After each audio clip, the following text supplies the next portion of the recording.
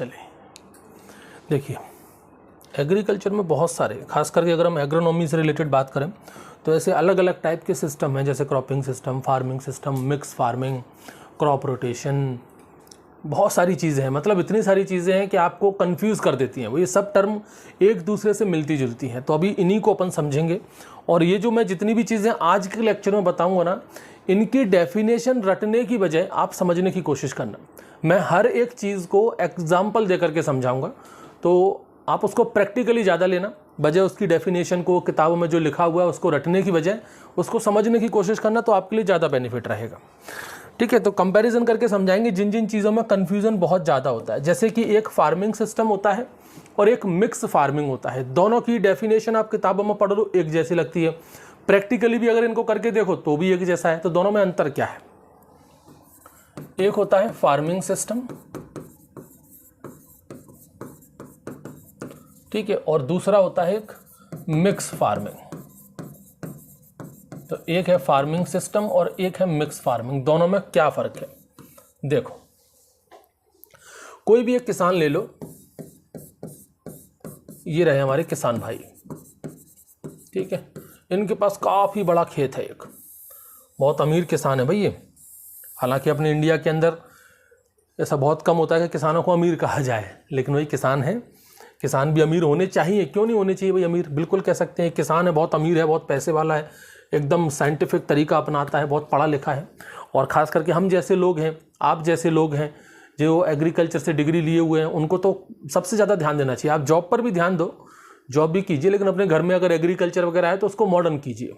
किसान जो खेती है उसको सिर्फ सब्सिस्टेंस की तरह मत कीजिए कि भाई चल जाता है, ठीक है, खाना पीना निकल जाता है, ऐसी खेती मत कीजिए। खेती को बिजनेस बनाइए, कहते हैं ना, खेती को धंधा बनाइए। तो वो चीज़ है। इंडिया के अंदर थोड़ा सा एग्रीकल्चर में हम इसलिए पिछड़ते जा रहे हैं क्योंकि एग्रीकल्चर को लोग एज अ बिजनेस बहुत कम सोचते हैं। एग्रीकल्चर को तो लोग ये सोचते हैं कि ठीक है एग्रीकल्चर है तो मैं एग्रीकल्चर संभाल लूंगा, बच्चे तू एक काम कर, तू जाके बाजार में जाके नौकरी कर, शहर में जाके नौकरी कर। लोग ऐसा बोलते भी हैं। आप किसी से अगर कहें ना भाई आप क्या करते हो, आप कह दो कि मैं एग्रीकल्चर करता हूँ, तो लोग कहेंगे हाँ वो तो ठीक है, एग्रीकल्चर खेती वेती तो करते ही हो, वैसे क्या करते हो? अरे भाई वैसे क्या, हम खेती ही करते हैं, खेती हमारा बिजनेस है। तो खेती को बिजनेस की तरह बहुत कम लोग एक्सेप्ट करते हैं। खेती मतलब ऐसा समझते हैं खेती कर रहा है, ठीक है, खेती तो चलती रहती है, खेती के अलावा क्या करते हो, जीने के लिए क्या करते हो? अरे भाई जीने के लिए खेती ही करते हैं, तो इसको बदलो। तो भाई एक अच्छा सा किसान है, अमीर किसान है, खूब उसके पास ज़मीन है और बढ़िया साइंटिफिक तरीके से खेती करता है।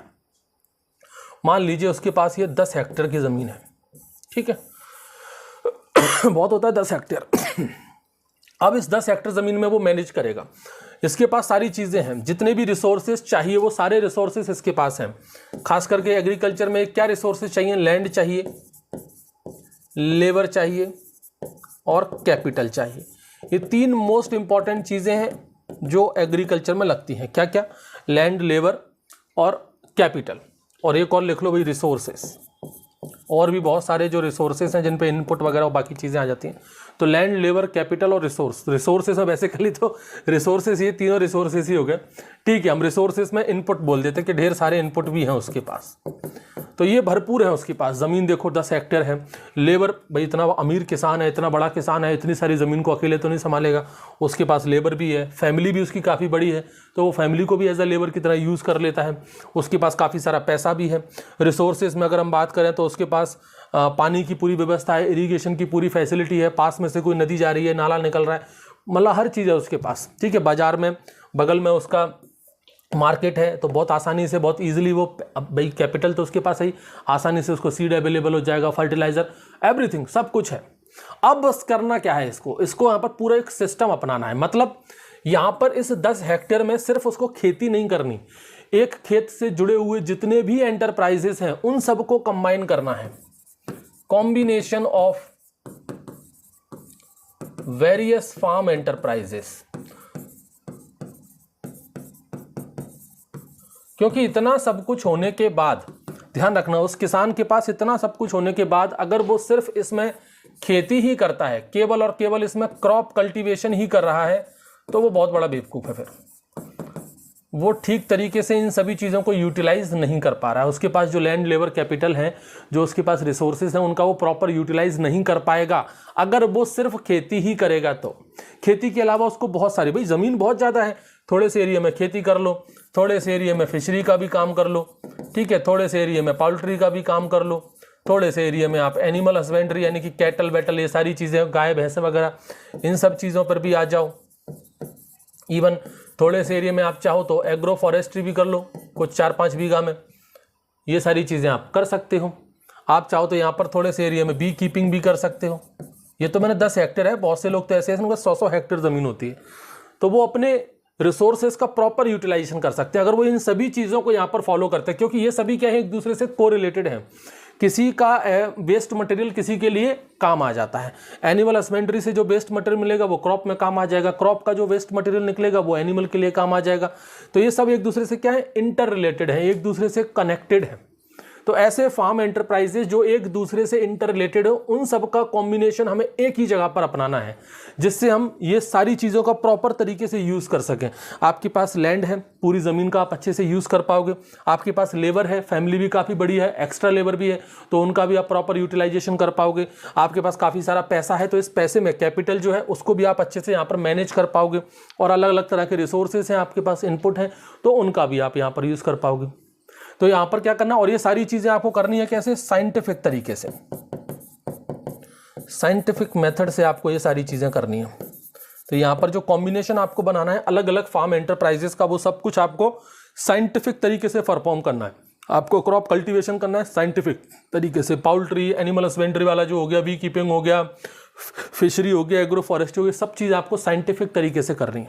और यहाँ पर सिर्फ और सिर्फ एक ही उद्देश्य है, ये सारी चीज़ें करने का एक उद्देश्य है, वो है to obtain the maximum return, to obtain the maximum return, या फिर कहें मैक्सिमम प्रॉफिट। ये सब वो क्यों कर रहा है, जिससे उसको ज़्यादा से ज़्यादा प्रॉफिट हो सके।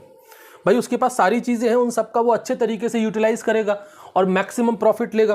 तो to obtain the maximum profit by the efficient utilization of land, labor and capital। Land labour और कैपिटल का बहुत अच्छे तरीके से यूटिलाइज करके वो इन सब चीज़ों को कंबाइन करेगा, जितने भी फार्म एंटरप्राइजेज हैं उन सब चीज़ों को अपनी फील्ड पर कंबाइन करेगा, साइंटिफिक मेथड से उनको परफॉर्म करेगा और मैक्सिमम प्रॉफिट अर्न करेगा। यहाँ पर जो मेन इंपॉर्टेंट चीज़ है वो ये है, मैक्सिमम प्रॉफिट उसको चाहिए। यही है फार्मिंग सिस्टम। अब मिक्स फार्मिंग में क्या होता है भाई, जैसे कि मान लीजिए मिक्स फार्मिंग वाला किसान ये रहा, इस किसान के पास ज़मीन थोड़ी सी कम है, मान लीजिए इसके पास ज़मीन है 1 हेक्टेयर। अब इसके पास 1 हेक्टेयर ही ज़मीन है, ठीक है। अब 1 हेक्टेयर ज़मीन है तो आधा तो उसका मोरल वैसे ही डाउन हो गया कि भाई ज़मीन कम है, कहाँ इसमें प्रॉफिट करेंगे। हालांकि 1 हेक्टेयर भी बहुत होता है, ठीक है, इसको बीघा में कर दो, मान लो जी उसके पास 1 या आधा बीघा ज़मीन है। अब 1 हेक्टेयर ज़मीन है, वो सोचेगा कहाँ इसमें प्रॉफिट कमाएंगे, इसमें तो गुजारा हो जाए, वही बहुत बड़ी बात है। तो वो क्या करेगा भाई, क्रॉप कल्टीवेशन तो करेगा ही करेगा। एक सोचेगा कि चलो क्रॉप कल्टीवेशन के साथ साथ इसमें अपन लोग एनिमल हस्बेंड्री भी कर लेते हैं, 2-4 गाय भैंस भी पाल लेते हैं, तो इससे अपन को थोड़ा सा दूध वगैरह मिलता रहेगा, 2-4 मुर्गियां भी पाल लेते हैं। चलो, वैसे तो एनिमल हस्बेंड्री में बेसिकली जब भी मिक्स फार्मिंग की बात आती है तो वहाँ पर क्रॉप प्लस एनिमल हस्बेंड्री ही रहता है। एनिमल हस्बेंड्री में भी स्पेशली आपका कैटल्स और बफेलो का, बस केवल गाय और बफेलो का। लेकिन चलो पोल्ट्री भी ले लो भाई, यहाँ पर भी वही हमारा है। मिक्स फार्मिंग में भी क्या होता है, कॉम्बिनेशन होता है वेरियस एंटरप्राइजेस का, combination of various farm enterprises. यहाँ पर भी अलग अलग जो फार्म एंटरप्राइजेस हैं उनका कॉम्बिनेशन बनाना पड़ता है, बस ज़मीन थोड़ी सी कम होती है। और यहाँ पर जो किसान है उसका उद्देश्य मैक्सिमम प्रॉफिट लेना नहीं है, वो ये सोचता है कि भाई इस कम ज़मीन पर भाई ज़्यादा कुछ तो कर नहीं सकते, क्रॉप कल्टीवेशन कर लिया, 2-4 गाय भैंसें पाल ली, 2-4 मुर्गियाँ पाल ली, उन्हीं से हमारा जो है वो गुजारा चलता रहेगा। यानी यहाँ पर जो मेन एम है, यहाँ पर अपना मेन एम क्या था, फार्मिंग सिस्टम में मैक्सिमम प्रॉफिट लेना, क्योंकि उसके पास सब कुछ है, हर चीज़ का वो प्रॉपर तरीके से यूटिलाइजेशन करेगा। जबकि इसके पास ना तो ठीक से ज़मीन है, ज़मीन भी कम है, ठीक है, ना इसके पास ठीक लेबर है, ना इसके पास कैपिटल है, बाकी के रिसोर्सेज भी नहीं है इसके पास। मान लीजिए इरीगेशन फैसिलिटी नहीं है, बगल से कोई नदी नाले भी नहीं निकल रहे हैं, बहुत सारी समस्याएं हैं इसके पास। तो ये क्या करेगा भाई, यहाँ पर मिक्स फार्मिंग करेगा, मतलब अलग अलग एंटरप्राइजेस तो लगाएगा अपने फील्ड पर, ये क्रॉप कल्टीवेशन भी करेगा, एनिमल हस्बेंड्री भी कर लेगा, चलो पाउल्ट्री भी कर लेगा, 2-4-6 मुर्गी लगा करके, लेकिन कमर्शियल लेवल पे नहीं करेगा। किस लिए करेगा, सिर्फ और सिर्फ लाइफ को सस्टेन करने के लिए, अपना गुजारा बसर करने के लिए, टू सस्टेन द लाइफ। यही सबसे बड़ा डिफरेंस है, most important difference. Farming system और मिक्स फार्मिंग में अगर सबसे बड़ा डिफरेंस है तो वो यही है बस। ये किया जाता है मैक्सिमम प्रॉफिट के लिए, और मैक्सिमम प्रॉफिट कैसे मिलेगा, जब हम प्रॉपर तरीके से, एफिशिएंट तरीके से लैंड, लेबर और कैपिटल का यूटिलाइजेशन करेंगे। यहाँ पर तो लैंड, लेबर, कैपिटल होती ही नहीं है ठीक से, तो यूटिलाइज क्या करोगे। तो यहाँ पर जो भी है बस उसी को यूज़ कर लेते हैं सिर्फ अपनी लाइफ को सस्टेन करने के लिए। और आज भी जब भी इस तरह की खेती की जाती है कि भाई जिसमें सिर्फ लाइफ का गुजारा बसर हो रहा हो, प्रॉफिट पर हम डिपेंड नहीं करते, उसको कहते हैं सबसिस्टेंस फार्मिंग। क्या कहते हैं उसको, सबसिस्टेंस फार्मिंग। और आज भी हमारे इंडिया के अंदर सबसिस्टेंस फार्मिंग ही ज़्यादातर फॉलो की जा रही है। मोस्ट ऑफ द किसान जो है वो इसी तरह की खेती करते हैं कि गुजारा बसर चल जाए, बस ठीक है, 2-4-6 बीघा है उसमें खेती हो जाएगी, घर के लिए हो जाएगा, कुछ अनाज अगली साल सोइंग करने के लिए, कुछ अनाज को बेच देंगे तो 4 पैसे आ जाएंगे, उन 4 पैसों से बच्चों की स्कूल की फीस हो जाएगी और थोड़ा बहुत अपने जो है मतलब गुजारा चल जाएगा। यहाँ पर हो रहा है मैक्सिमम प्रॉफिट के लिए, ये फार्मिंग सिस्टम है। फार्मिंग सिस्टम वाले किसान अपने इंडिया के अंदर बहुत कम है, मेजोरिटी जो है वो सबसिस्टेंस फार्मिंग वालों की है, लाइफ को सिर्फ सस्टेन करने वालों की। तो यही अंतर है फार्मिंग सिस्टम में और मिक्स फार्मिंग में। फार्मिंग सिस्टम में भी अलग अलग फार्म एंटरप्राइजेस का कॉम्बिनेशन होता है, यहाँ पर भी अलग अलग फार्म एंटरप्राइजेस का कॉम्बिनेशन होता है। बस यहाँ पर जो है वो मैक्सिमम प्रॉफिट हमको लेना होता है, और यहाँ पर लाइफ को सिर्फ सस्टेन करना है, मतलब लाइफ का जीवन बसर गुजारा करना है। ये अंतर हो गया दोनों में, फार्मिंग सिस्टम और मिक्स फार्मिंग में। नेक्स्ट क्या है आपका, क्रॉपिंग पैटर्न और क्रॉपिंग सिस्टम। अब ये देखो, क्रॉपिंग पैटर्न और दूसरा है क्रॉपिंग सिस्टम। एक इसमें दिक्कत है बच्चों को, सर ये क्रॉपिंग पैटर्न और क्रॉपिंग सिस्टम ये क्या चीज़ है। पहले तो क्रॉपिंग पैटर्न को समझो, क्रॉपिंग पैटर्न समझ गए, क्रॉपिंग सिस्टम में फिर कुछ है ही नहीं। देखो भाई, एक साल की अगर हम बात करते हैं तो शुरुआत करें, पहले क्या आएगा आपका, खरीफ। बेसिकली खरीफ से ही शुरुआत होती है, वैसे तो आप तो रबी से भी कर सकते हो। खरीफ के बाद फिर क्या आएगा, रबी। रबी के बाद क्या आता है फिर, जायद। जायद के बाद ये अपना पूरा एक साल कंप्लीट हो गया, ठीक है। सेकेंड ईयर में फिर चलो, जायद के बाद फिर क्या आएगा, फिर आ जाएगा खरीफ, ठीक है। खरीफ के बाद फिर आ जाएगा आपका क्या, रबी। रबी के बाद फिर आ जाएगा क्या, जायद। ये अपना दूसरा साल हो गया। इसके बाद फिर अपन चलो ऐसे ही कंटिन्यू करते रहो, तीसरा साल आ जाएगा, चौथा साल आ जाएगा, यही सिस्टम चलता रहेगा, खरीफ रबी जायद, खरीफ रबी जायद, ऐसे ही चलता रहेगा। या रबी से शुरू करें तो रबी जायद खरीफ, रबी जायद खरीफ, ऐसा चलता रहेगा, ठीक। अब भाई मान लीजिए ये रहा हमारा किसान भाई, ये रहा हमारा फार्मर। अब हमारे किसान भाई ने खरीफ में तो लगा लिया मान लीजिए चावल, पहले साल की बात हो, इसने क्या लगा दिया, चावल लगा दिया। रबी में उसने लगा दिया गेहूं, ठीक है, और जायद में उसने लगा दिया मूंग। ये उसका एक साल का पैटर्न हो गया कि भाई क्रॉपिंग पैटर्न उसके साल भर का क्या है कि भाई राइस, व्हीट और मूंग। अगले साल फिर आया नेक्स्ट ईयर, अब उसने सोचा कि भाई पिछले साल मैंने खरीफ में राइस लगाया था, इस बार मुझे बदल देना चाहिए, क्योंकि एक ही क्रॉप का अगर मैं एक ही फील्ड पर, क्योंकि फील्ड तो वही है उसके पास, एक ही फील्ड पर मैंने पिछली साल राइस लिया था, इस बार फिर से राइस लूंगा तो कहीं ना कहीं प्रोडक्शन में दिक्कत आएगी। तो इस बार राइस अपनी जो सॉइल है उसकी फर्टिलिटी को बढ़ाने के लिए मैं यहाँ पर कुछ ऐसी फसल ले लेता हूँ जिससे उसकी फर्टिलिटी बढ़ जाए। जैसे मान लो मैंने यहाँ पर सोयाबीन ले ली, तो सोयाबीन एक लेग्यूमिनस क्रॉप है, तो इस बार नाइट्रोजन फिक्सेशन वगैरह हो जाएगा, सॉइल की थोड़ी सी फर्टिलिटी बढ़ जाएगी। फिर जो अगला सीजन आएगा रबी का, वो खरीफ का, तो उसमें फिर से राइस ले लेंगे। तो उसने पहले इस खरीफ में राइस लिया था फर्स्ट ईयर वाले में, अब सेकंड ईयर वाले खरीफ में अब वो सोयाबीन ले रहा है। अब रबी आ गया, रबी पे भी इसने सोचा भाई यहाँ पर गेहूँ लिया था, अब मैं सोचता हूँ कि चलो भाई यहाँ पर चना ले लेते हैं, ग्राम ले लेते हैं हम, उसने ग्राम ले लिया। और फिर जायद में मान लीजिए उसने उड़द ले लिया। फिर तीसरा साल आया, तीसरे साल में हो सकता है वो सेम पैटर्न फिर से फॉलो कर दे। तो ये जो पूरा ईयरली सीक्वेंस चल रहा है, साल दर साल जो सीक्वेंस चलता आ रहा है, इसी को कहते हैं क्रॉपिंग पैटर्न। इसी को क्या कहा जाता है, cropping pattern, yearly sequence and spatial arrangement.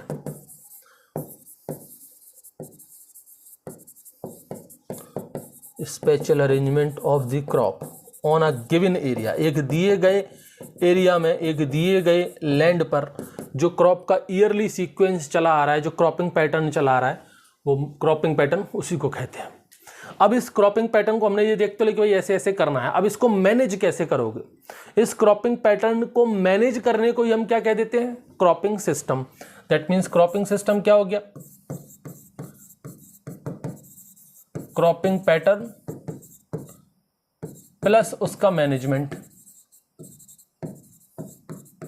Cropping pattern और उसके मैनेजमेंट को कह देते हैं हम लोग क्या? Cropping system.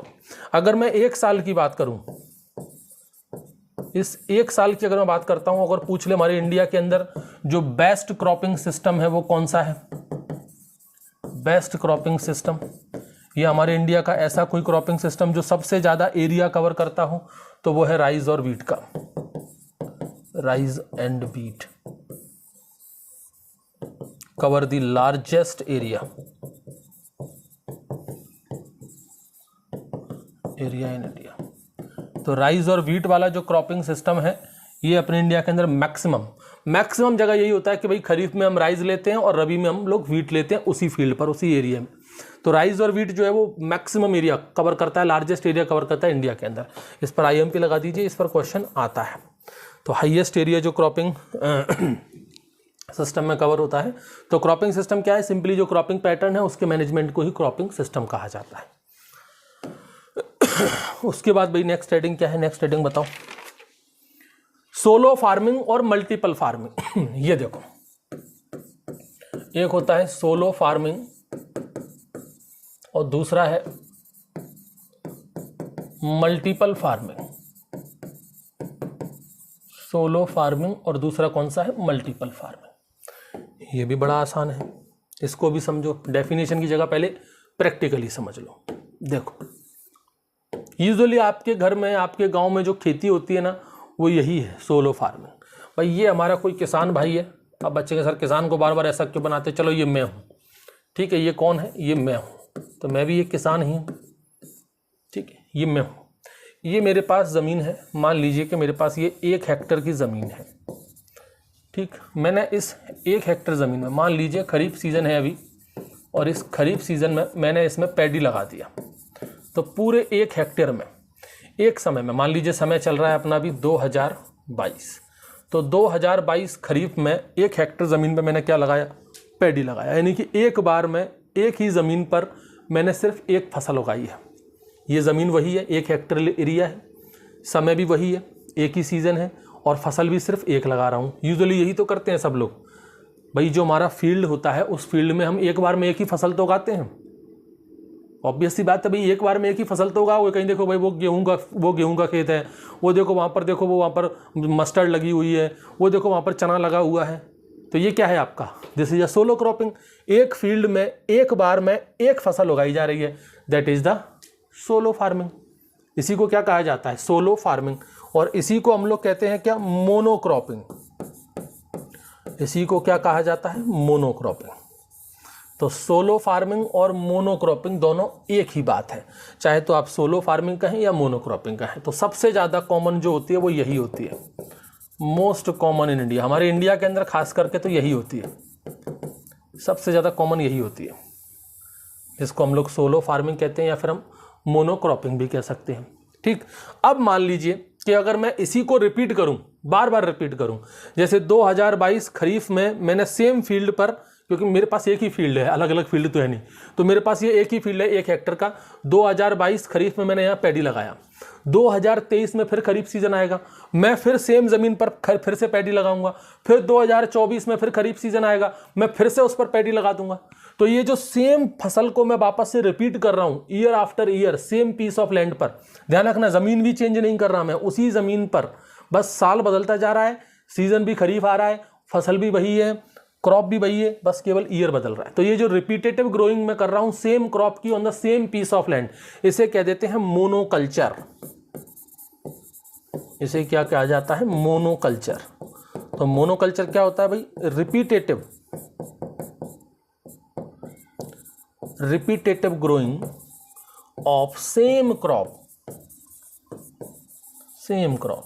On the same piece of land, on the same land, ऐसा लिख लो बस, ठीक है। मान लीजिए कि ये रहा वो एरिया, अभी क्या है भैया आपका खरीफ 2022 था, इसमें मैंने लगा दिया क्या, पैडी, ठीक है। फिर उसके बाद फिर अगले साल खरीफ आया, खरीफ 2023 आ गया, मैंने फिर लगा दिया पैडी। उसके बाद और आगे बढ़े, अगले साल फिर खरीफ का सीज़न आएगा, बस साल बदल जाएगा, अब 2024 हो गया, मैंने फिर नहीं माना, मैंने फिर लगा दिया पैडी। मैं एक ही क्रॉप को उसी ज़मीन पर साल दर साल लगाए जा रहा हूँ, उसे कहते हैं मोनोकल्चर। समझ गए भाई, मोनोकल्चर, मोनोक्रॉपिंग, सोलो फार्मिंग। ये सोलो फार्मिंग, मोनोक्रॉपिंग तो एक ही बात है, बस मोनोकल्चर क्या है इसमें बच्चों को डाउट था, तो मोनोकल्चर समझ गए, बिल्कुल आसान से, ठीक है। इसको प्रैक्टिकली समझो, रटने की कोशिश कम करना। नेक्स्ट क्या अपना, हाँ, multiple farming. Multiple farming just इसका अपोजिट कर दो। यहां पर हमने क्या किया था, अब देख लो, चलो भाई, ये रहा किसान, ठीक है, ये रहा किसान, इस किसान के पास ये रही जमीन, 1 हेक्टेयर जमीन है, ठीक है। अभी इसने क्या किया था, मान लीजिए ये रहा हमारा खरीफ, ठीक है। अभी इसने क्या किया था, साल कौन सा है, 2022 है। अभी इसने क्या किया था, खरीफ सीजन था, 2022 ईयर था, और इसने उस पर पैडी लगाया था। एक बार में एक ही फसल लगाई, एक जमीन के टुकड़े पर एक बार में एक ही फसल लगाई, that is called as the solo farming, monocropping. अब ये चाहता है कि नहीं, मेरे पास जमीन एक ही है और मैं चाहता हूं इस सेम पीस ऑफ लैंड पर मैं एक से ज्यादा फसल या दो से अधिक फसल एक ही बार में लगा दूं। क्या ऐसा पॉसिबल है? बिल्कुल पॉसिबल है। यहां पर एक से ज्यादा फसलें हम लगा सकते हैं,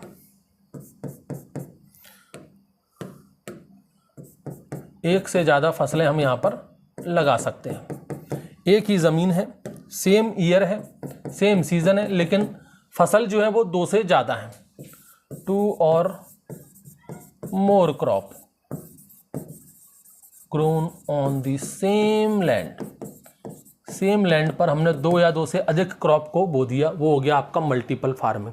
अब इसमें 2 कंडीशन बन जाती हैं। एक कंडीशन तो बन जाती है इंटर क्रॉपिंग की, और एक कंडीशन बन जाती है मिक्स क्रॉपिंग की। ध्यान रखना, मिक्स फार्मिंग मत कर देना, मिक्स फार्मिंग अलग चीज हो जाएगी। ये मिक्स क्रॉपिंग है, मिक्स फार्मिंग शब्द बदल जाएगा भाई, मिक्स क्रॉपिंग है वो। अब इंटर क्रॉपिंग में क्या होगा भाई, ये हमारे पास जमीन का टुकड़ा है, अब इसमें हमें जमीन के टुकड़े में एक ही बार में 2 से अधिक फसलें लगानी है, तो आप बिल्कुल लगा सकते हो, लेकिन यहाँ पर एक प्रॉपर रो में आपको अरेंज करना पड़ेगा। आपको क्या करना पड़ेगा भाई, मान लीजिए आप यहाँ पर इंटर क्रॉपिंग में वीट और मस्टर्ड, वीट और मस्टर्ड इन दोनों को लगाना चाहते हैं। वीट और सॉरी, बीट और मस्टर्ड को आप यहां पर लगाना चाहते हैं एक साथ। जमीन का टुकड़ा वही है, आप गेहूं और मस्टर्ड, गेहूं और सरसों एक साथ लगाना चाहते हैं, तो कैसे लगाएंगे? यहां पर 9:1 का रेशियो आप फॉलो करें। आप क्या करें, 9 लाइन तो लगा दें गेहूं की, एक गेहूं, दूसरा गेहूं, तीसरा गेहूं, चौथा गेहूं, 5वां गेहूं, 6वां, 7वां, 8वां, 9वां, ये 9 लाइन तो आपने गेहूं की लगा दी। फिर एक लाइन लगा दो आप मस्टर्ड की, ये एक लाइन मस्टर्ड की लगा दी। फिर उसके बाद आ जाओ, फिर से 9 लाइन, 1 2 3 4 5 6 7 8 9, फिर एक लाइन मस्टर्ड की। तो यहाँ पर क्या करें, हम एक डेफिनेट रो पैटर्न में, प्रॉपर रो वाइज हम यहाँ पर 2 क्रॉप को एक ही फील्ड में एक साथ लगा रहे हैं, उसे कहते हैं इंटरक्रॉपिंग। तो इंटरक्रॉपिंग क्या है, मिक्स फार्मिंग का ही एक वो है, sorry mix farming, multiple farming का एक टाइप है। और एक तरीका ये है भाई मिक्स क्रॉपिंग। मिक्स क्रॉपिंग में हमें कोई रो पैटर्न नहीं आजमाना। किसान ने कहा कि नहीं, मेरे को ऐसा ये फालतू के काम नहीं करने, एक काम करो, 2 तरह के सीड लो, दोनों को मिक्स करो और जाके फील्ड में पटक दो, बो दो ऐसे ही, दोनों को बढ़िया। एक हाथ में गेहूं ले लिया, सॉरी हाँ, एक हाथ में गेहूं ले लिया, एक हाथ में मस्टर्ड ले लिया, उनको मिला लो और जाकर के फील्ड में सोइंग कर दो। कोई पैटर्न नहीं है। हो सकता है यहाँ पर एक प्लांट आपका गेहूं का हो, उसके बगल में एक प्लांट मस्टर्ड का हो, फिर 4-6 प्लांट आपके गेहूं के ही मिले, फिर एक मस्टर्ड का मिल जाए, फिर 4-5 प्लांट मस्टर्ड के मिले, फिर कोई गेहूं का मिले। अल्टर रैंडम पैटर्न में होगा, कोई भी प्लांट कहीं पर भी होगा, कोई डेफिनेट रो अरेंजमेंट है ही नहीं। इसे कहते हैं मिक्स क्रॉपिंग। मिक्स क्रॉपिंग में क्या होगा, 2 या 2 से अधिक क्रॉप को ग्रो किया जाएगा विदाउट एनी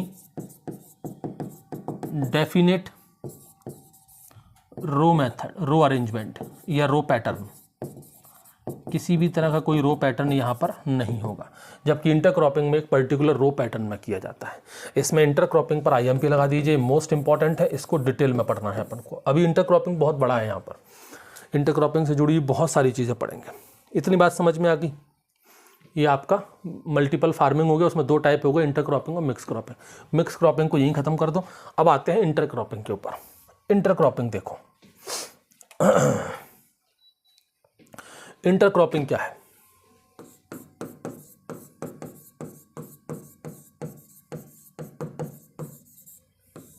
देखो, बता ही दिया मैंने आपको इंटरक्रॉपिंग क्या है भाई।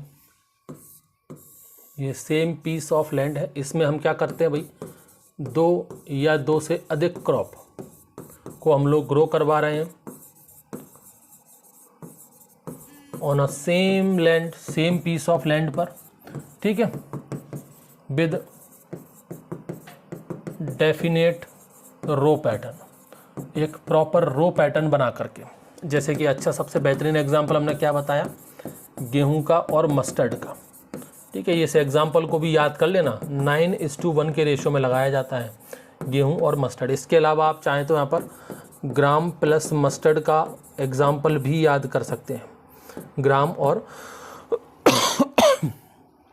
और मस्टर्ड। इसमें या तो आप 4:1 पे लगाओ, लेकिन ज़्यादा कॉमन रहता है 6:2 वाला, 6:2, ये इंपॉर्टेंट है, ये ज़्यादा कॉमन है। एग्जाम में आपको अगर पूछा गया तो ये वाला ज़्यादा पूछा जाएगा, 6:2 के पैटर्न में। तो भाई मान लो ये वाला अपन ले लेते हैं गेहूँ, चलो गेहूँ मस्टर्ड का तो अभी पढ़ लिया, अपन ग्राम और मस्टर्ड का ले लेते हैं, ये 6:2। तो यहाँ पर पहले 6 लाइनें आपको ग्राम की लगानी है प्रॉपर रो में, फिर उसके बाद 2 लाइनें आप यहाँ पर मस्टर्ड की लगाओगे, फिर आप 6 लाइनें यहाँ पर वापस से ग्राम की लगा दोगे। तो ऐसा रहेगा यहाँ पर, ये आपका ग्राम हो गया, चना हो गया, ये आपका चना हो गया, ठीक है, और प्रॉपर तरीके से बीच में आपका ये मस्टर्ड हो गया। इसे कहते हैं हम लोग क्या, इंटर क्रॉपिंग। अच्छा, अब यहाँ पर देखो समस्याएं बहुत आनी है। हमने ये कह दिया, ये पढ़ने में कितना आसान था कि भाई इंटर क्रॉपिंग कर लो, 2 फसलों को एक साथ लगा लो, फिर तो हर कोई किसान लगा लेगा यार, ये तो फ़ायदा ही फ़ायदा है। एक ज़मीन है, 2 फसल एक साथ उगा रहे हो यार, ये तो बहुत अच्छी बात है, लगा के देख लो, पता चल जाएगा। इतना आसान नहीं है, इसके पीछे के कंसेप्ट हमको समझने पड़ते हैं। देखो यहाँ पर जो 2 फसलें हम लगा रहे हैं, जिसकी प्लांट पॉपुलेशन ज़्यादा होगी, बिल्कुल सिंपल सा तरीका बता रहा हूँ, जिसकी प्लांट पॉपुलेशन ज़्यादा होगी उसको बेस क्रॉप कहेंगे या मेन क्रॉप कहेंगे, और जो प्लांट पॉपुलेशन जिसकी कम होगी उसको हम लोग इंटरक्रॉप कह देंगे। जैसे मैंने कहा वीट और मस्टर्ड, तो वीट और मस्टर्ड के अंदर जो वीट है वो क्या हो गया, मेन क्रॉप हो गई, या फिर कहें बेस क्रॉप हो गई, और जो मस्टर्ड है वो क्या हो गई आपकी भाई, इंटरक्रॉप हो गई। जैसे ग्राम और मस्टर्ड में कहा, तो ग्राम क्या हो गया भाई यहाँ पर, मेन क्रॉप हो गई, बेस क्रॉप हो गई, ठीक है। और मस्टर्ड क्या है भाई, इसकी 2 लाइन लग रही है, इसकी 6 लाइन लगी, तो mustard क्या हो गई यहाँ पर, इंटर क्रॉप हो गई। एक तो ये याद बात रखो, ठीक है। अब यहाँ पर आप 2-2 क्रॉप एक साथ लगा रहे हो, तो सीधी सी बात है भाई, एक ही फील्ड में आपने 2 क्रॉप लगा दी, तो उनकी जो ग्रोइंग हैबिट है, जो उनकी ग्रोथ हैबिट है, वो डिफरेंट होनी चाहिए। नहीं तो यहाँ पर ये आपस में लड़ेंगे, पानी के लिए लड़ेंगे, ये न्यूट्रिएंट के लिए लड़ेंगे, ये हर चीज़ के लिए लड़ेंगे। जैसे कि मान लीजिए ये रहा आपका फील्ड, ठीक है।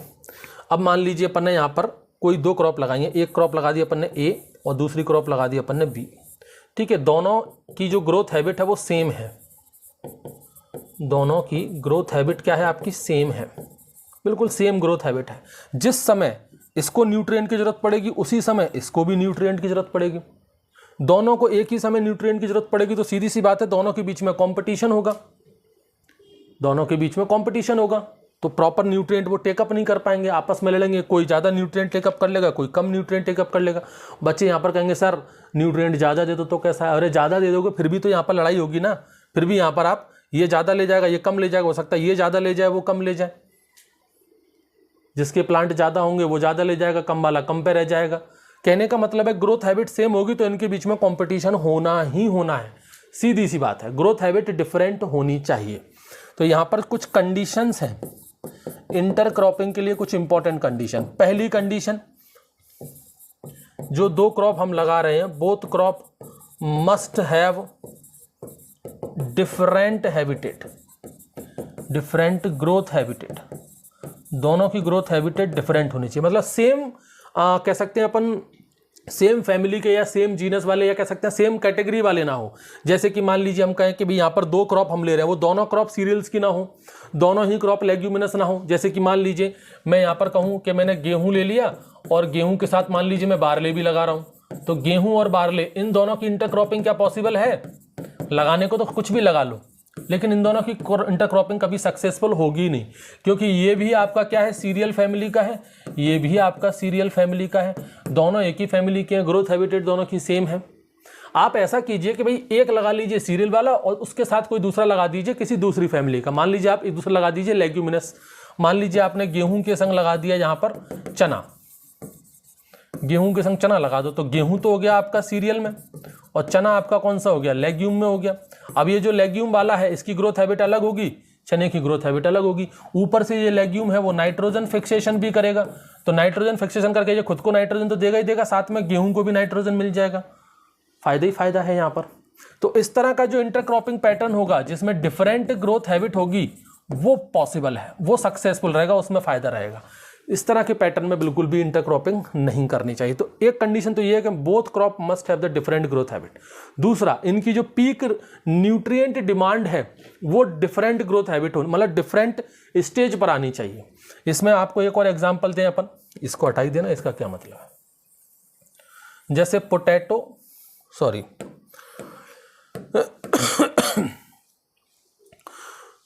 मेज और मूंग का, इसमें एक एग्जांपल अपन दें, मेज प्लस मूंग। अब मेज और मूंग का देखो, अब मेज और मूंग इन दोनों को अगर आप एक साथ लगाते हो तो बहुत बेहतरीन इंटरक्रॉपिंग सिस्टम बनेगा, क्योंकि दोनों की जो न्यूट्रिएंट रिक्वायरमेंट स्टेज है, जिस समय इनको सबसे ज़्यादा भूख लगती है, सबसे ज़्यादा इनको खाने की ज़रूरत है, वो दोनों के अलग अलग है। मूंग और मेज दोनों को अगर हमने साथ लगा दिया तो मूंग जो है ना, इसको न्यूट्रिएंट रिक्वायरमेंट होती है 30 से 35 दिन बाद, सबसे ज़्यादा पीक न्यूट्रिएंट रिक्वायरमेंट स्टेज, सबसे ज़्यादा जो न्यूट्रिएंट रिक्वायरमेंट होती है इसको 30 से 35 दिन के समय पर होती है, जबकि मेज को उस समय न्यूट्रिएंट की रिक्वायरमेंट नहीं होती। यानी कि जो बिल्कुल भी, भाई मेज भी उस समय है, मूंग भी उस समय है, फील्ड में जब न्यूट्रिएंट आएगा तो मेज कहते हैं कि भाई मुझे भूख नहीं है, मूंग तू ही ले ले। लेकिन जब मेज को कब भूख लगेगी, 50वें दिन बाद। सबसे ज़्यादा न्यूट्रिएंट की रिक्वायरमेंट मेज को कब होगी, 50 दिन बाद होगी। पीक न्यूट्रिएंट रिक्वायरमेंट, सबसे ज़्यादा न्यूट्रिएंट की रिक्वायरमेंट मक्के को कब होगी, 50 दिन बाद। उस वक्त मूंग को नहीं होगी। उस वक्त जब अपन न्यूट्रिएंट देंगे, फर्टिलाइजर देंगे, तब मूंग कह देगा कि भाई मेरा पेट तो भरा है, मेज भाई तू ही ले जा।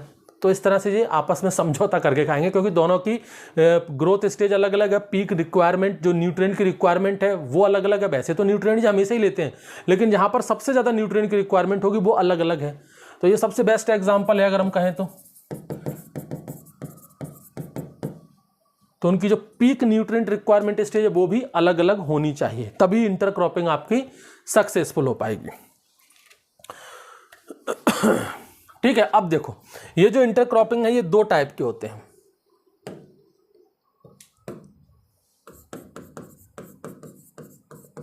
ये इंटरक्रॉपिंग जो है वो आपका 2 टाइप का होता है। एक होता है additive series,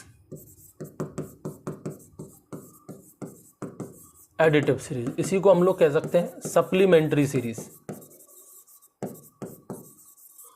supplementary series of intercropping या एडिटिव सीरीज ऑफ इंटरक्रॉपिंग, ये नाम है इसका पूरा।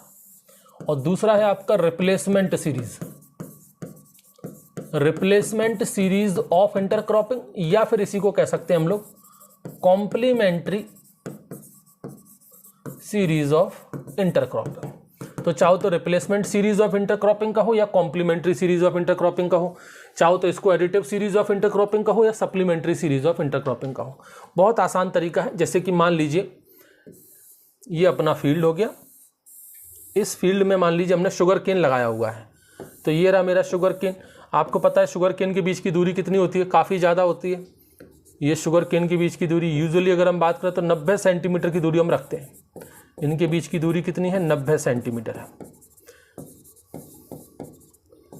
ये है शुगर केन। तो शुगर केन की खेती हमें एक किसान ने कर रखी है, ठीक है, 90 सेंटीमीटर की दूरी उसने लगा रखा है। अब किसान को ऐसा लगा कि यार एक काम करते हैं, इसमें इंटरक्रॉपिंग कर लेते हैं।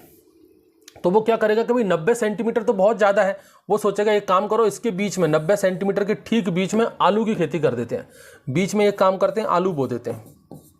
ये इसने आलू बो दिया बीच में, 90 सेंटीमीटर जो था, 2 शुगर केन की जो रो थी उसके बीच में इसने आलू बो दिया। ये पोटैटो इसने बो दिया। पोटैटो क्या हो गया यहाँ पर, इंटरक्रॉप हो गया, और ये शुगर केन यहाँ पर क्या हो गया, मेन क्रॉप हो गई, या फिर हम कहें बेस क्रॉप हो गई। ठीक है, तो ये जो है आपका, इसमें हमने क्या कर दिया, एक नई क्रॉप को ऐड कर दिया, इसलिए इसको कहते हैं एडिटिव सीरीज या फिर कहें सप्लीमेंट्री सीरीज। ठीक है, सप्लीमेंट्री हमने क्यों कहा, क्योंकि ये पोटैटो जो है उसने एक सप्लीमेंट का काम कर दिया।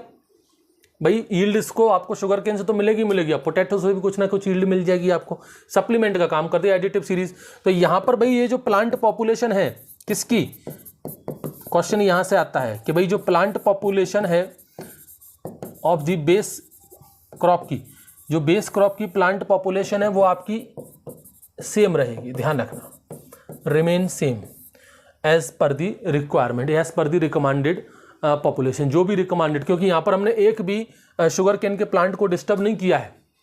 जो शुगर केन का प्लांट बराबर जिस दूरी पर था उसी दूरी पर है, एक भी शुगर केन का प्लांट हमने हटाया नहीं है, यानी कि यहाँ पर प्लांट पॉपुलेशन शुगर केन की सेम टू सेम रहेगी। ये है आपका एडिटिव सीरीज। अब आते हैं अपन लोग रिप्लेसमेंट सीरीज पर। इसमें मान लीजिए ये रहा फील्ड, ठीक है। अब मान लीजिए यहाँ पर किसका एग्जाम्पल है, अपन मान लो यहाँ पर गेहूं का एग्जाम्पल ले लो, 1 2 3 4 5 6 7 8 9 10 11 12, ये मान लीजिए हमने यहाँ पर गेहूं की खेती कर रखी है। ये हमने किसकी खेती कर रखी है, गेहूं की खेती कर रखी है, वीट का कल्टीवेशन है। किसान को याद आया कि एक काम करो यार सॉरी किसान को याद आया, एक काम करें, इसको गेहूं तो बहुत हो गया, बार बार गेहूं गेहूं लेते हैं, एक काम करो यहाँ पर ले लेते हैं अपन मेज, एग्जाम्पल की एग्जाम्पल हो जाएगा, मेज ले लो यहाँ पर। ठीक है, ये इसका एग्जाम्पल याद रखना, शुगर केन और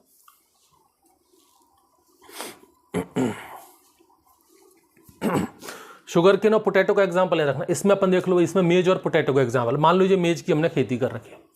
अब अपन को ऐसा लगता है कि यार इस मेज के अंदर अपना आलू भी बो सकते हैं, लेकिन कहाँ बोए, जगह तो है नहीं भाई, मेज के बीच में तो इतनी स्पेस नहीं होती, 2 रो के बीच में क्या भाई आलू भी बो दें, यहाँ पर तो आलू बो दिया, वहाँ पर आलू नहीं बो सकते, तो हम क्या करेंगे, यहाँ पर हटाते जाएंगे। कुछ प्लांट हमने ले लिए, उसके बाद मान लीजिए हमने यहाँ से 2 प्लांट जो है, 2 रो जो है इसकी मेज की, इसको यहाँ से रिमूव कर दिया। ठीक है, और उसकी जगह पर हमने यहाँ पर क्या बो दिया, पोटैटो बो दिया, यानी कि यहाँ पर हमने क्या कर दिया, जो बेस था अपना, जो बेस प्लांट था अपना, बेस क्रॉप थी, मेन क्रॉप थी, उसको रिप्लेस कर दिया किससे, पोटैटो से। इसलिए इसका नाम क्या पड़ गया, रिप्लेसमेंट सीरीज। इसको हम लोग कॉम्प्लीमेंट्री सीरीज भी कहते हैं। तो यहां पर जो बेस प्लांट था, इसकी जो प्लांट पॉपुलेशन थी वो सेम नहीं होती, वो बदल जाती है, क्योंकि यहां पर हमने प्लांट हटा दिए हैं। इसलिए यहां पर जो प्लांट पॉपुलेशन है वो आपकी क्या रहेगी, कम रहेगी, एज पर दी रिकमेंडेड, जो रिकमेंडेड होती है उससे कम रहेगी, जितनी होनी चाहिए उससे आपकी यहाँ पर प्लांट पॉपुलेशन जो है आपकी मेज की, जो बेस प्लांट है उसकी कम रहेगी। इसे कहते हैं रिप्लेसमेंट सीरीज। ठीक है, इसमें कंफ्यूज मत होना, बिल्कुल नाम से समझ में, रिप्लेसमेंट सीरीज रिप्लेस कर रहा है, एडिटिव सीरीज में कुछ ऐड हो रहा है। ठीक है, ये हो गया आपका इंटरक्रॉपिंग। अब इसके अलावा कुछ और टर्मिनोलॉजीज हैं, कुछ और टाइप की होती हैं, जैसे कि एक होती है पैरेलल इंटरक्रॉपिंग, पैरेलल इंटरक्रॉपिंग। ये देखो भाई, ये क्या चीज है, पैरेलल इंटरक्रॉपिंग।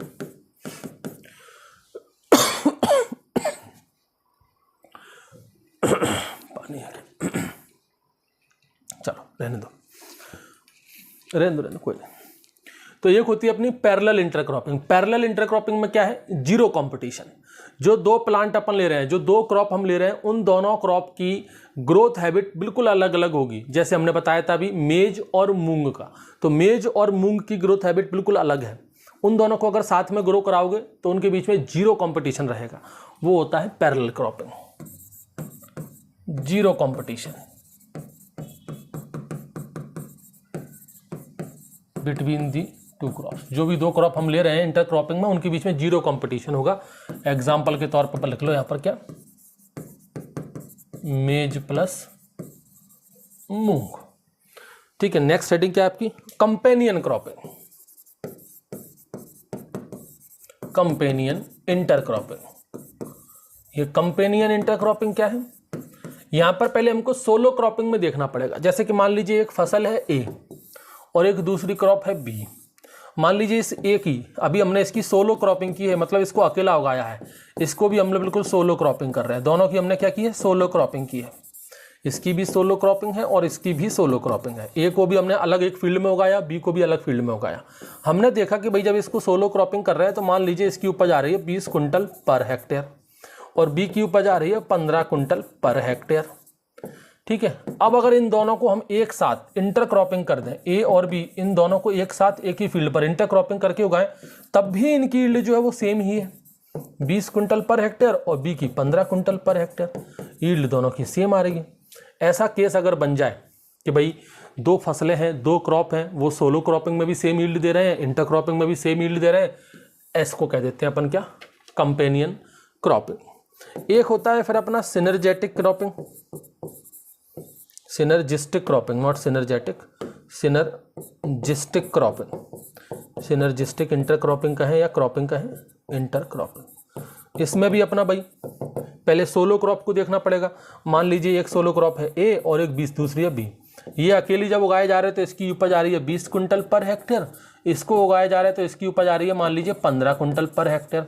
जब इनको हमने इंटरक्रॉपिंग लगाई, इन दोनों को एक साथ उगाया, तो देखा कि भाई दोनों की उपज बढ़ गई। एक दूसरे के साथ लगाने पर ए की उपज 20 की जगह 22 कुंटल पर हेक्टेयर हो गई है और बी की जो उपज है वो 15 की जगह 18 कुंटल पर हेक्टेयर हो गई है।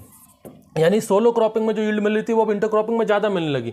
इस तरह का जो कॉम्बिनेशन हो जाए उसको कहते हैं सिनर्जिस्टिक क्रॉपिंग। ठीक, कोई दिक्कत नहीं होनी चाहिए, बिल्कुल आसान है। हाँ, एग्जाम्पल तो लिख लो। कंपेनियन क्रॉपिंग का एग्जाम्पल लिख लो, शुगर केन और onion. Sugarcane plus onion. और इस सिनर्जिस्टिक का लिख लो, शुगर केन प्लस पोटैटो। आगे बढ़े, क्या है भाई नेक्स्ट हेडिंग देखो। हाँ, अब देखो, एक होता है आपका सीक्वेंस क्रॉपिंग और एक होता है रिले क्रॉपिंग। सीक्वेंस क्रॉपिंग और एक होती है रिले क्रॉपिंग। इन दोनों में क्या फर्क है? सीक्वेंस क्रॉपिंग और रिले क्रॉपिंग। देखो वही सीजन ले लो, खरीफ से स्टार्ट कर लेते हैं भाई। ये हो गया खरीफ सीजन, खरीफ के बाद फिर आता है रबी सीजन, रबी के बाद फिर आता है जायद का सीजन, जायद के बाद फिर आ जाता है खरीफ का सीजन, खरीफ के बाद फिर आ जाता है रबी का सीजन। इस तरह से चलता रहता है। अब सीक्वेंस में क्या, हम क्विक सक्सेशन में क्रॉप करते जा रहे हैं। जैसे कि मान लीजिए खरीफ में मैंने यहाँ पर मैंने सोइंग कर दी, किसकी? राइस की। ठीक है, उसके बाद जैसे ही खरीफ का एंड होगा मैं यहाँ पर इसकी हार्वेस्टिंग कर दूंगा। ठीक है, और फिर सोइंग कर दूंगा किसकी? सोइंग कर दूंगा आपको यहाँ पर वीट की। फिर वीट की जैसे ही हार्वेस्टिंग हो जाएगी उसके तुरंत बाद मैं यहाँ पर मूंग की सोइंग कर दूंगा। मतलब एक क्रॉप को हार्वेस्ट करना है, दूसरी को सोइंग करना है, फिर हार्वेस्ट करना है, फिर सोइंग करना है। पहली क्रॉप हार्वेस्ट कर ली, दूसरी सोइंग कर दी, फिर हार्वेस्ट कर ली, फिर सोइंग कर दी, क्विक सक्सेशन में। यहाँ पर हम क्रॉप जो है उनको उगा रहे हैं सेम पीस ऑफ लैंड पर क्विक सक्सेशन में। ठीक है, इन अ ईयर 2 और more crops are grown in the quick succession on the same piece of land. बिल्कुल, हार्वेस्ट किया और दूसरी बो दी, हार्वेस्ट किया और दूसरी बो दी। रिले क्रॉपिंग में देखो यहाँ पर किसान बहुत ज़्यादा जल्दबाजी में, भाई बहुत ज़्यादा जल्दबाजी में। इसको बिल्कुल सब्र नहीं है कि मैं हार्वेस्ट कर लूँ पहली क्रॉप। इसने क्या करना, नहीं, खरीफ है अपना, मान लीजिए खरीफ में एग्जाम्पल ही ले लो, राइस है। ये राइस की मैंने सोइंग कर दी खरीफ सीजन में। ठीक है, अब यहाँ पर इसकी हार्वेस्टिंग करनी पड़ेगी। अब किसान को बिल्कुल भी मतलब तसल्ली तो है नहीं कि मैं इसको हार्वेस्ट करके फिर इसकी बुवाई करूं। उसने सोचा कि नहीं यार, हार्वेस्टिंग करने तो अभी 10-15 दिन बाकी हैं, एक काम करो इसमें हार्वेस्टिंग से पहले ही सोइंग कर दो। मतलब ये इसका वो हो गया, इसका राइस का पूरा ड्यूरेशन। यहाँ पर होगी इसकी सोइंग और यहाँ पर होगी इसकी हार्वेस्टिंग। ठीक है, और अभी हार्वेस्टिंग मान लो काफ़ी दिन बाकी हैं, यहीं पर हमने दूसरी क्रॉप की सोइंग भी कर दी। दूसरी क्रॉप में जैसे कि मोस्ट कॉमन लेंटिल की सोइंग, या फिर हम कहें यहाँ पर लिनसीड की सोइंग, इनकी सोइंग कर दी हमने यहाँ पर। मतलब पहली क्रॉप अभी हार्वेस्ट हुई नहीं है और हमने दूसरी क्रॉप, जो सोइंग कैसे होगी बेसिकली आपकी ब्रॉडकास्टिंग से होती है। ये किससे होगी? ब्रॉडकास्टिंग से। इसी को कह देते हैं, ये जो पार्ट जो है वो आपका ओवरलैप कर गया कि भाई राइस का हार्वेस्टिंग पीरियड और लेंटिल का सोइंग पीरियड, ये क्या कर गया? ओवरलैप कर गया। पहली वाली फसल अभी हार्वेस्ट हुई नहीं और दूसरी वाली फसल हार्वेस्टिंग करने से पहले ही हमने बो दी ब्रॉडकास्टिंग मेथड से। इसी मेथड को कहते हैं रिले क्रॉपिंग, ठीक है। और यहाँ पर ये टाइम पीरियड ओवरलैप कर गया, इसलिए इसी को कहते हैं ओवरलैपिंग सिस्टम, ठीक है। इसको अलग अलग नाम से बुलाया जाता है, जैसे कि अगर मैं बात करूं पैरा की, इसको पैरा क्रॉपिंग भी कहते हैं, ठीक है। इसको ओटेरा क्रॉपिंग भी कहते हैं, पैरा क्रॉपिंग, ओटेरा क्रॉपिंग। जैसे ओटेरा क्रॉपिंग है ये तो मध्य प्रदेश, छत्तीसगढ़ बहुत पॉपुलर है आपका, और पैरा क्रॉपिंग है ये आपका बिहार में, वेस्ट बंगाल में बहुत पॉपुलर है। पैरा क्रॉपिंग जो बिहार वेस्ट बंगाल में बहुत पॉपुलर है, ओटेरा क्रॉपिंग आपकी मध्य प्रदेश में बहुत पॉपुलर है ये वही रिले क्रॉपिंग, ठीक है। इसमें सबसे अच्छा एग्जांपल पैडी और लेंटिल या लिनसीड का ही है। आगे बढ़े, और क्या है भाई? आ जाओ multi storeyed cropping. Multi storeyed cropping ये क्या होता है? इसको देखो, मल्टी स्टोरीड नाम से समझ में आ रहा है। मल्टी स्टोरी कहते हैं, मल्टी स्टोरी अलग अलग बिल्डिंगें बनी है।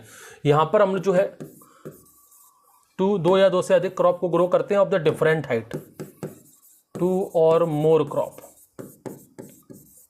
ऑफ डिफरेंट हाइट, अलग अलग हाइट के हों, उनको सेम पीस ऑफ लैंड में अपन ग्रो कर सकते हैं।